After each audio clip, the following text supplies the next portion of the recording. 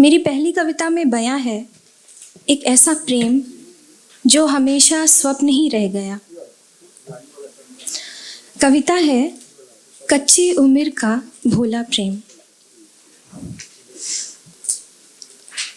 टूटते हुए पानी की पीठ पर उंगलियों से लिखाई थी उसका नाम।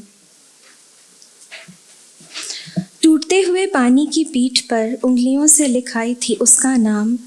ब्याह के वक्त डोली रोक कर हर उस पेड़ से लग आई थी गले, जिसकी छांव में बैठकर भरी दोपहर में गिट्टियां खेला करते थे हम। पुरानी पीपल की शाख पर हमने साथ में एक झूला डाला था। तुम्हें याद करते हुए झौटा ले लिया जरा देर उस पर।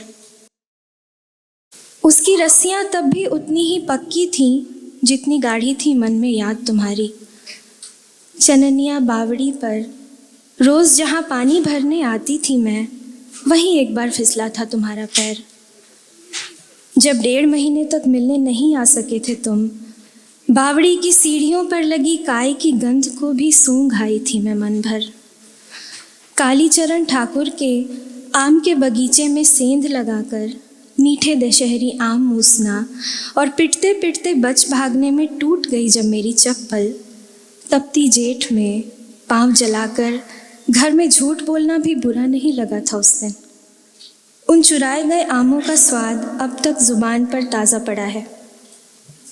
बब्बन काका के छोड़े हुए घर में तुम्हारे गुड्डे संग अपनी गुड़िया का ब्याह रचाना भला कैसे बिसरा सकती हूँ। उसी दिन से तो लगा था पति पत्नी हो गए थे हम दोनों भी।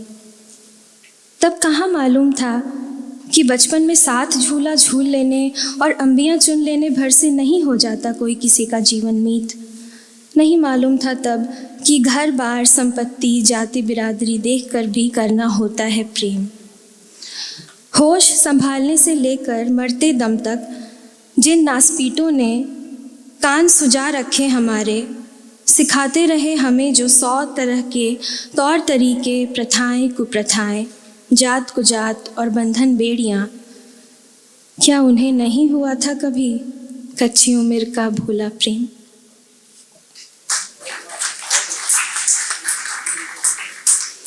मेरी अगली कविता इसी बदलाव की यात्रा है।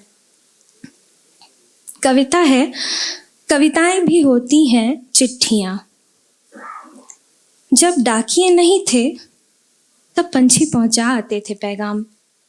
मालपुए और अचार की गंध छाप लिए घरों में पहुंचती थी चिट्ठियां। अब चिट्ठियां भेजना बिसरी बात हो गई। फोन पर एक घंटी बजती है और 5 सेकंड में पहुंच जाता है मेल। उसमें नहीं होती आम के अचार या गेंदे फूल की तुर्श गंध। महज सीमित साइज की कुछ फाइलें अटैच्ड होती हैं। नीचे तुम्हारी शांभवी लिखने में भी खत निपटा देने का स्वभाव आता है। मेल को सूंघ कहाँ सकता है कोई। उंगलियों से हल्के हल्के चिट्ठी की देह को महसूस ना, और पढ़ते हुए आंखें भीग जाएं तो उसे छाती से चिपटा कर देहरी पे गला सूख जाने तक।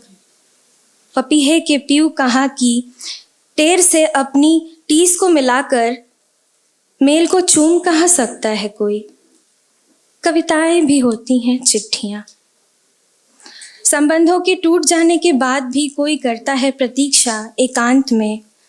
किसी प्रहर उतावले में रोज झांक ली जाती है अमुक की टाइमलाइन और ब्लॉग्स, इस उम्मीद में कि शनिवार की किसी बोझिल दोपहरी को सारे काम ताक पर रख कर लिखी गई होगी उसके लिए भी कोई नन्ही उष्म कविता।